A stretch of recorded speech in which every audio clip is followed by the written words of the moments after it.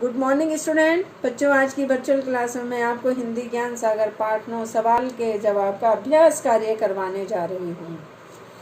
भाषा की बात। नीचे दिए गए क्रिया शब्दों को शब्दकोश के क्रमानुसार लिखिए। इसको शब्दकोश के क्रमानुसार लिखने हैं। जैसे आपके पहले स्वर आते हैं आ ई ऊ। इसके बाद व्यंजन आते हैं, तो शब्दकोश के क्रमानुसार सबसे पहले हमारा आएगा आएंगे। फिर आके बाद ऊ आपका स्वर आया हुआ है तो आया है उठाकर। फिर आपका देखिए व्यंजन आ गया का वर्ग का करेगा। इसके बाद गया, छुड़ाना, जाऊंगा, दीजिए, देखना, मांगे, सोचना। तो ये शब्दकोश के क्रमानुसार आपके क्रिया शब्द लिखे हुए हैं। नीचे दिए गए शब्दों में से दूसरा अक्षर या वर्ण हटाकर नया शब्द बनाइए। देखना, इसमें से बीच में से हटा दिया ना दूसरा अक्षर, तो बन गया देना। किससे से सा हटा दिया किसे। चुभन में भा हटा दिया चुन। सोचने में चा हटाया सोने। सुनने में ना हटाया सुने। जाइए में ई हटा दिया जाए। इन नीचे दिए गए शब्दों को जोड़कर नया शब्द बनाइए। छिप जमा कर बराबर छिपकर। आज जमा कल बराबर आजकल। रख जमा कर बराबर रख कर। रवि जमा बार बराबर रविवार। अधिक जमा तम बराबर अधिकतम। अब आया हुआ है अनुमान और कल्पना। जो आपके प्रश्न दिए गए, ये तो हमने पहले आपको करवा दिए ना वहां पर, अब ये प्रश्न उत्तर करवाए जा रहे हैं। यदि दुकानदार बच्चों को पटाखे देखने से ना रोकता तो कहानी कैसे आगे बढ़ती। यदि दुकानदार बच्चों को पटाखे देखने से ना रोकता तो कहानी सामान्य तरीके से आगे बढ़ जाती, जिसमें तन्मय अपने दादाजी के साथ बाजार से सामान खरीदकर घर वापस आ जाता। प्रश्न नंबर 2 है, इस कहानी में अगर तन्मय की जगह आप होते तो क्या करते।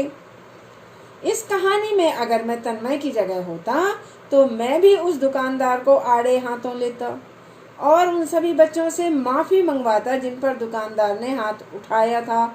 इसके अतिरिक्त मैं उससे यह भी कबूल करवाता कि भविष्य में वह ऐसा कभी नहीं करेगा। अब आपका है जीवन मूल्य प्रश्नोत्तर। दादाजी, ये गरीब बच्चे अगर पटाखे नहीं खरीद सकते तो क्या इन्हें देख भी नहीं सकते, बस इनका यही जुर्म है। तन्मय जिस साहस और सच्चाई के साथ अपनी बात कह रहा था, उसे सुनने के लिए वहां इकट्ठा हुई भीड़ जैसे मौन हो गई थी।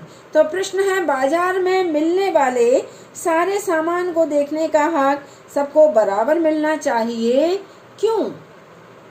बाजार में मिलने वाले सारे सामान को देखने का हक सबको बराबर मिलना चाहिए, सही है, क्योंकि भारत का संविधान भी भारत के सभी नागरिकों को समानता का अधिकार देता है।